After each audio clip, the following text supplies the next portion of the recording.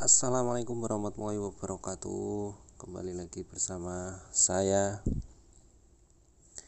Oke, di video kali ini saya akan berbagi teman-teman ya, ini masalah tentang kelistrikan lagi. Nah, kemarin masih ada yang tanya untuk cara tes bohlam teman-teman ya. Bohlam LED, bohlam lampu motor atau bohlam biasa ya teman-teman. Saya ambilkan dulu.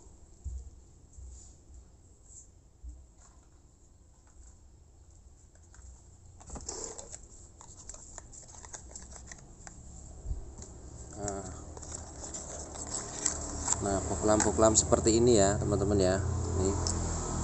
Ini bohlam LED, ini bohlam biasa seperti ini. Nah, jadi yang perlu kita pelajari teman-teman ya, saya akan jelaskan sedikit. Di motor itu, di kendaraan, di kelistrikan teman-teman ya, di motor itu ada namanya positif dan negatif. Nah, ada arus massa dan arus api atau min plus teman-teman ya. Nah, di situ sama di aki pun di sini sudah ada min, sudah ada plusnya, sama di motor kayak gitu teman-teman. Nah, cara kerja kelistrikan motor itu dari komponen spool, CDI, terus sampai ke koil itu sebenarnya caranya adalah pengkonsletan ya teman-teman ya. Caranya itu pengkonsletan. Jadi sama kayak bohlam ini sebenarnya adalah caranya pengkonsletan. Jadi setelah konslet di sini ada cahaya teman-teman ya, cahaya yang dikonversi terus pokoknya dayanya itu besar teman-teman ya. Pengkonsletan yang dayanya itu lebih besar. Di sini ada kan lilitan-lilitan, beda dengan LED teman-teman ya. Kalau sistem LED saya kurang tahu juga. Nah, itu kayak gitu ya. Nanti timbullah cahaya yang terang.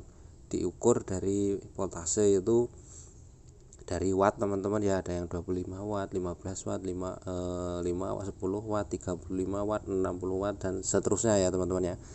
Nah, kalau umumnya pada bohlam-bohlam kayak gini untuk bawaan motor, ini bohlam balon teman-teman ya. Ini 25 watt, ada yang 35 watt. Nah, kalau bohlam-bohlam LED seperti ini pun sama.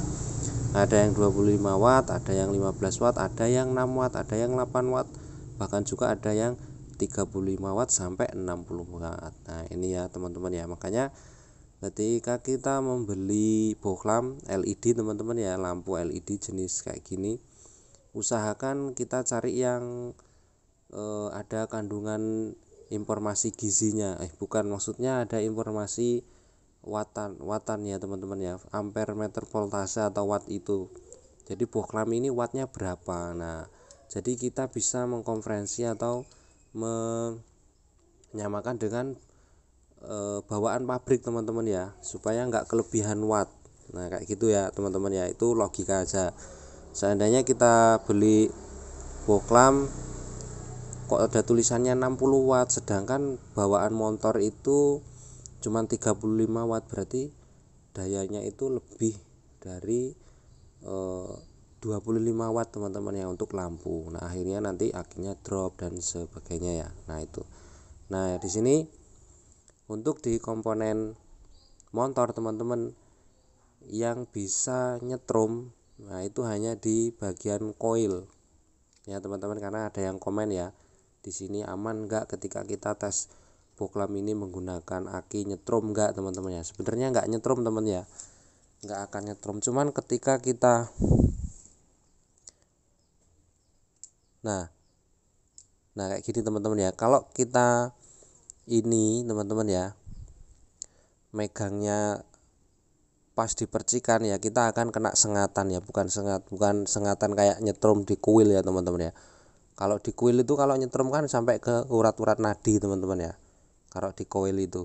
Nah, ini enggak, ini paling ini bisa kebakar kalau arusnya aki itu besar. Nah, makanya cara ngetesnya ya kayak gini ya teman-teman, cara pegangnya jangan kayak gini terus ditempelnya. Ini nanti kita di sini akan terkena sengatan, bukan setrum ya, bukan setrum kayak koil. Nah, untuk di motor yang bisa nyetrum itu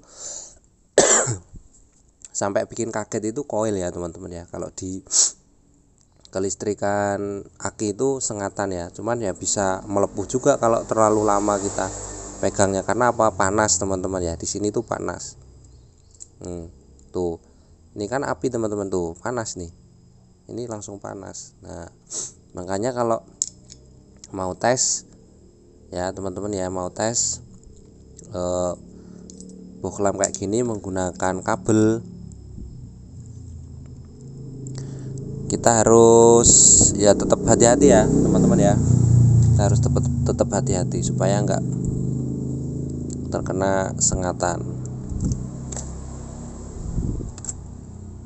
Kalau teman-teman tahu koil ya, koil itu yang pokoknya yang koil itu yang mengantarkan arus busi motor teman-teman ya. Nah itu yang terakhir itu adalah koil motor ya, pengapian yang terakhir itu adalah koil motor. Jadi sebelum koil itu ada CDI, ada ECU ya teman-teman, ada kiprok. Nah koil itu yang terakhir, setelah koil busi baru masuknya ke motor. Nah itu yang bisa